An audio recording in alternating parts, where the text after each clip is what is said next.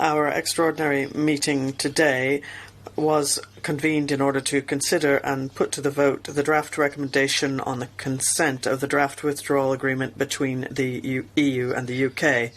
Although the political declaration setting out the framework of the future relationship is not formally part of the withdrawal agreement, the Parliament will also take it into account as provided for in Article 50, Paragraph 2 of the Treaty on the European Union, and consequently we also assessed its text.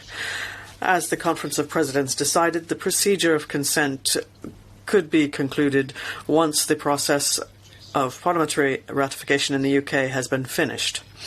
The UK parliamentary process has been finalised and the European Union is going through, withdrawal bill is going through its final stage of royal assent today. The withdrawal of the UK will take effect on the 31st of January 2020 and thus the procedure has to be concluded before that date. The plenary is set to vote on the consent next week, the 29th of January, before the Council concludes the agreement by qualified majority by the 31st of January.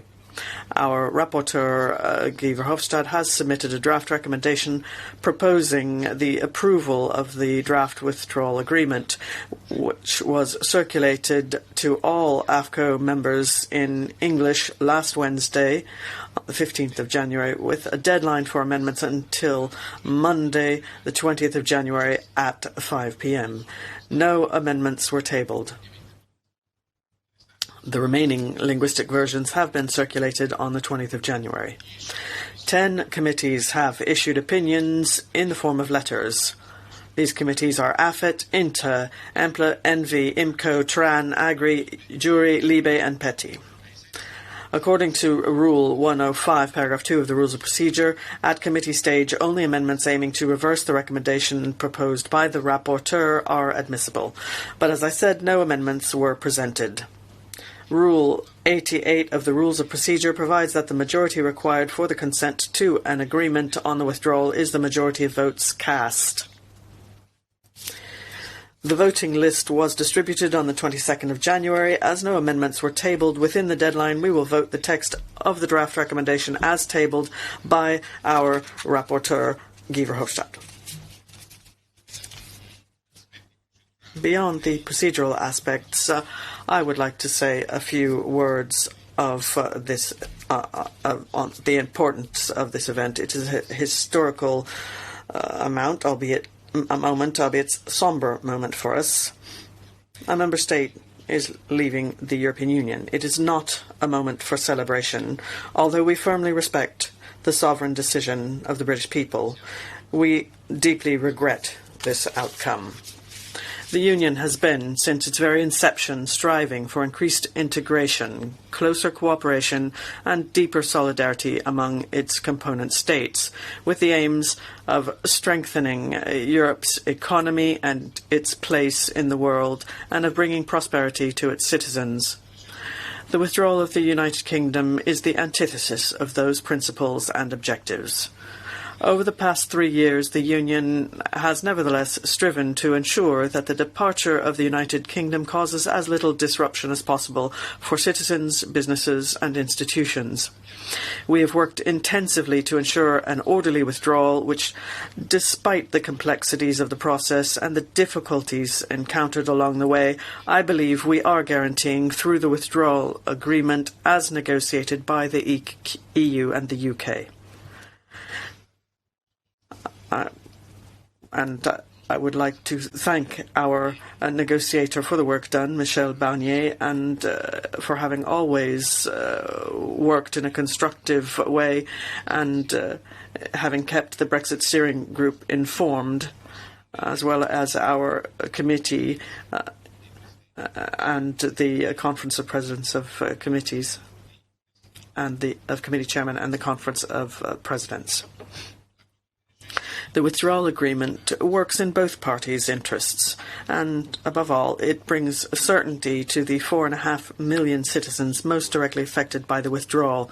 That is, our EU citizens who live in the UK and the British citizens who live in the EU 27, who made their life choices on the basis of rights stemming from the treaties.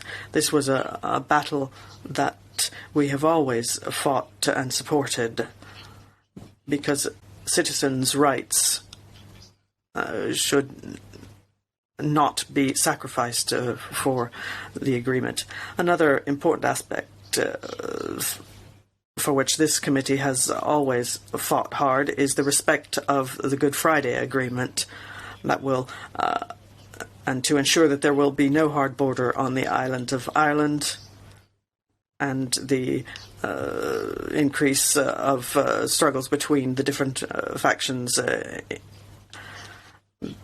It also defines a fair method for settling the financial obligations of the EU and of the UK following the latter's withdrawal.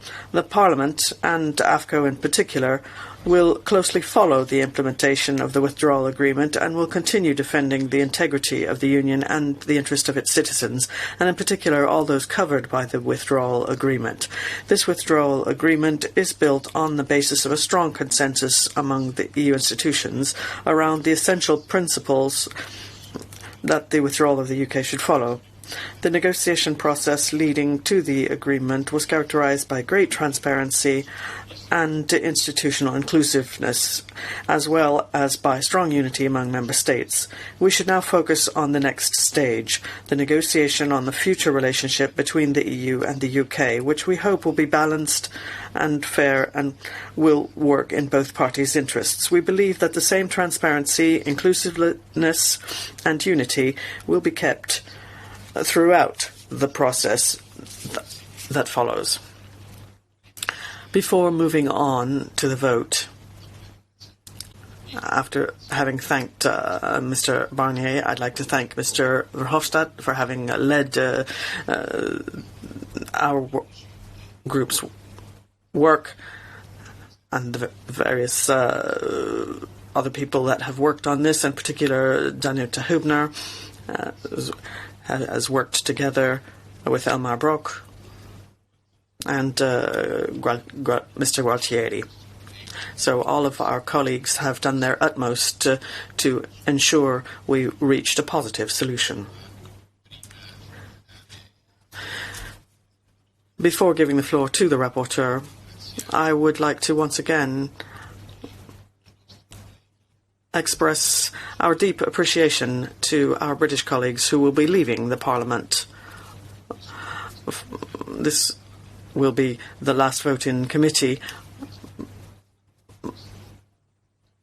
but you will no longer be sitting next to us for our future work. I would like to express my gratitude to all of our British friends from the different political groups for their huge commitment and their positive contributions to the work of this committee.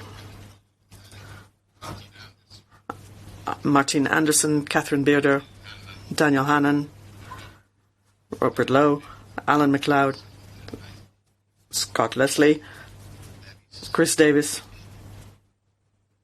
and last but certainly not least, Richard Corbett, who has worked very hard on this. I would like to give all of our colleagues a round of applause. You will be missed.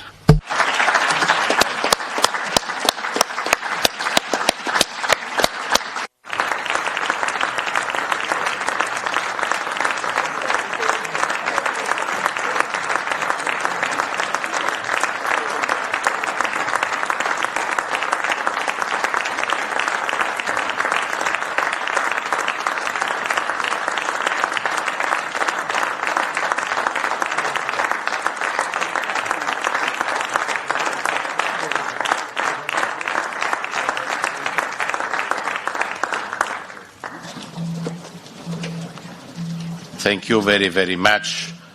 Also, in the future, the door of this committee are open for you when you want.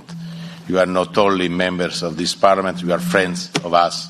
Thank you very, very, very, very much for your engagement, for your work, for these years with us. Thank you very, very much. Do ora la parola. I'd like to give the floor to the rapporteur to present the report and then ask if any of the shadows, if they have any comments, and then the representatives of the groups can take the floor, and if necessary, following the vote, after that, if Mr. Corbett would like to speak after that, we'd be happy to hear from him. Guy, you have the floor.